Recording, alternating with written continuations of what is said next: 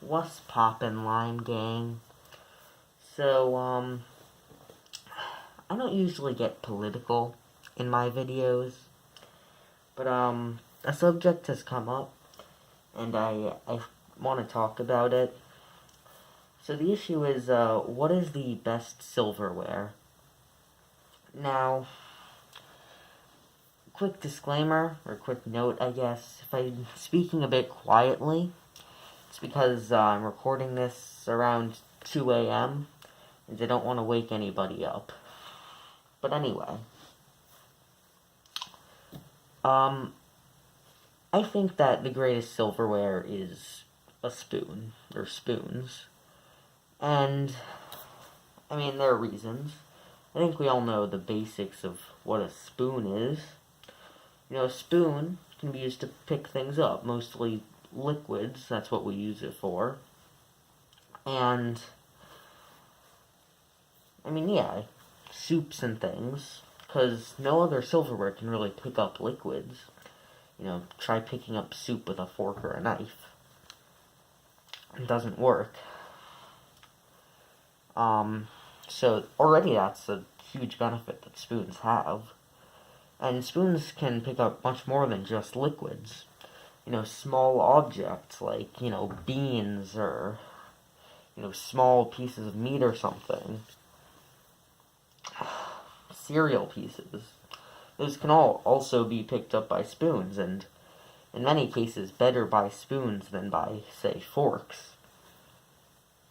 Now, I'm going to also go over a couple other pieces of silverware that spoons are better than, because, you know, I have to prove that spoons are better than them, because other pieces of silverware are worse, but they do have value.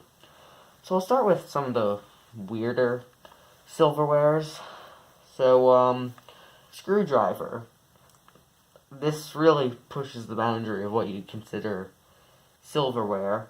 I don't think most people consider it silverware even, but I have it in my kitchen cabinet, so I'm gonna include it. What can you really do with a screwdriver? Just, like, stab the food? Like, that's better done with a skewer.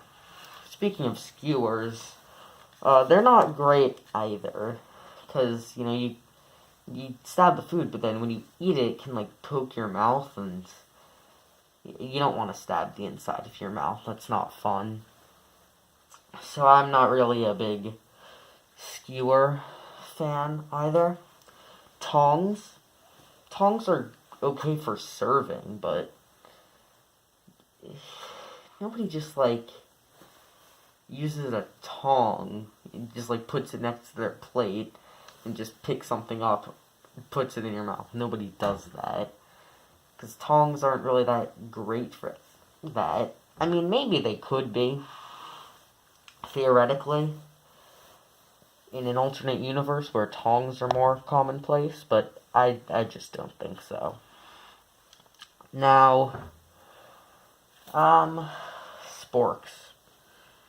Sporks are what a lot of people would consider actually the greatest silverware, but here's the thing. Where do you really see sporks? Because most people don't have them in their just regular kitchens. And that's for a reason, alright? You know, you see sporks mostly at, like, food places. Like Chipotle or something. And the reason for that is that in places like Chipotle, you have these kind of small pieces. You know, beans, small shreds of lettuce, things of cheese. And you have a kind of scooping-ish way of doing things, but also a kind of stabbing-ish way. So that's the best way to pick up those specific types of things. But just generally, sporks aren't great at either scooping or stabbing. You know, try eating a whole soup with just a spork, or try, like, stabbing into a piece of meat with a spork. It doesn't work. It goes in the line between fork and spoon, but it doesn't really fit either. It's just bad at both. That's why you only see it in places like, Chipotle or whatnot. So I think that since most people only see it in cases where it's good, people don't really know when it's bad, but just try using a spork for any normal type meal. On the subject of sporks, you also have things like knives combined with spoons and forks, like fork knives and spork knives. They're just as bad as sporks, but also they have a sharp end, which just looks bad, first of all. And it also, again, like how sporks are bad at scooping and stabbing, spork knives and fork knives are bad at cutting, so, what are you really gonna do there? Now, finally, the last piece of silverware I'm gonna get to is a fork. I think fork is the greatest contender for spoons in terms of what is the best silverware. Forks definitely have good purpose, and I'd put them as a solid second place. Because, they do stab things, and, relatively large piece of anything, a fork is better than a spoon, but I just don't think there's as many uses for forks, really. Because in a piece big enough that you can't use a spoon, you would just be able to, you should just cut it up, Like, if it's too big to be put on a spoon, then chances are it's too big for you to put in your mouth with any decent manners. So you should, even if you're using a fork, cut it with a knife and then eat it. But if you're cutting it, then you might as well just not use a fork. Or cut it then use a spoon. I guess it's, more of a hassle to cut something with a fork and a knife and then scoop it up with a spoon. But it's very possible.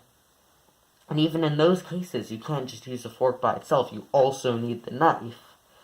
So that way, a spoon is more versatile, at least by itself. Plus, there are all the things that a spoon can do that a fork can't, like, eat soup. And a lot of things that people use forks for are even better with a spoon, even if you could use a fork. Like, sometimes people scoop up things with a fork, like, I've seen people eat beans with a fork. Which, you can do, but I just don't think it's as efficient.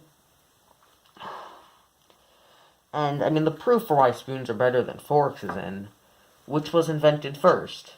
You might not know this, but it is the spoon. For centuries, people had spoons and knives, but not forks.